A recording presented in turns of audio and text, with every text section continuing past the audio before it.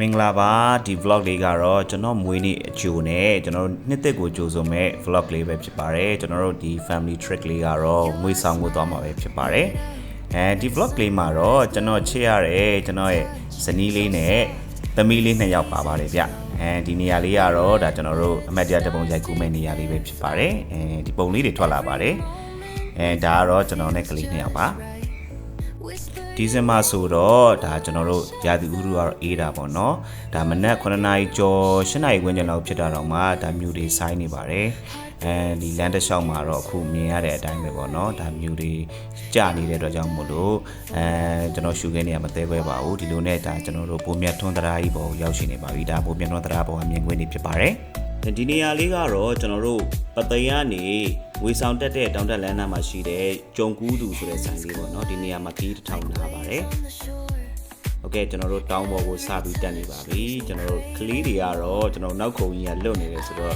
သူတို့နှစ်ယောက်ကနောက်ခုံမှာအေးဆေးပါပဲ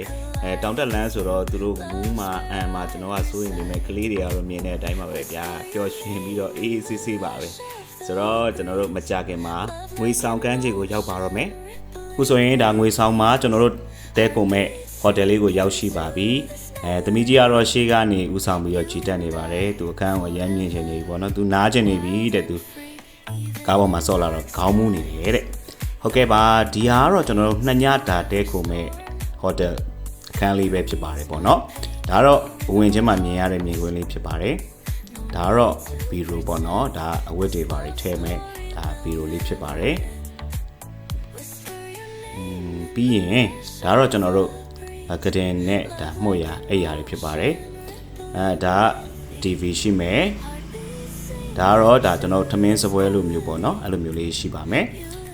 ဒါကတော့ kitchen ပေါ့နော် kitchen ရှိမယ်မှန်တင်ကုန်တွေပါတယ်ရှိမယ်ပေါ့နော်ဒါကတော့ကျွန်တော်တို့ရဲ့ညညတာတဲကုန်မဲ့အခန်းလေး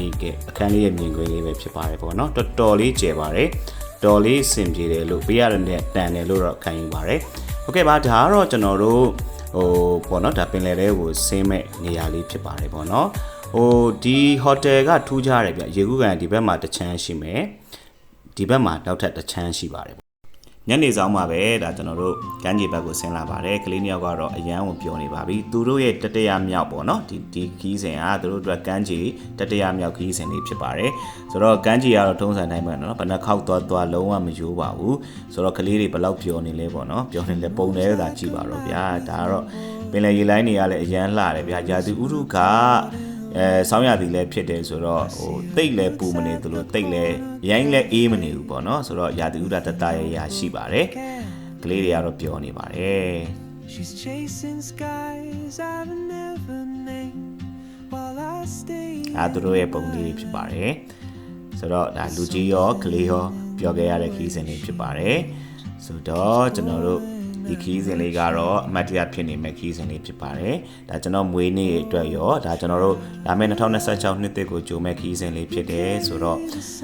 အားလုံးအတွက်ပေါ့နော်ဒီကျွန်တော်တို့မိသားစုတွေအတွက်အမတ်တရားဖြစ်စေတဲ့ခီးစဉ်လေးပါဒီလိုနဲ့ကျွန်တော်တို့ညဘက်မှာပေါ့နော်ညဘက်မှာကျွန်တော်တို့ New Year ညပေါ့နော်ဒီည New Year ညပေါ့နော် New Year ညဖြစ်တဲ့အတွက်ကြောင့်မလို့ကျွန်တော်တို့ကမ်းခြေမှာပဲဒါမိသားစုတွေအချိန်ကုန်ဆုံးပါတယ်အချိန်လေးနားထောင်လိုက်ကျွန်တော်တို့အစားအသောက်လေးစားလိုက်ရင်းနဲ့နှစ်သက်ကိုကြိုးစိုးနေပါတယ်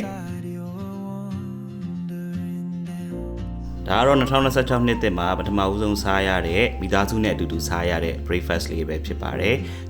ဒါကတော့ကျွန်တော်တို့ breakfast စားနေရင်းနဲ့ဒါမြင်နေရတဲ့မြင်ကွင်းလေးဖြစ်ပါတယ်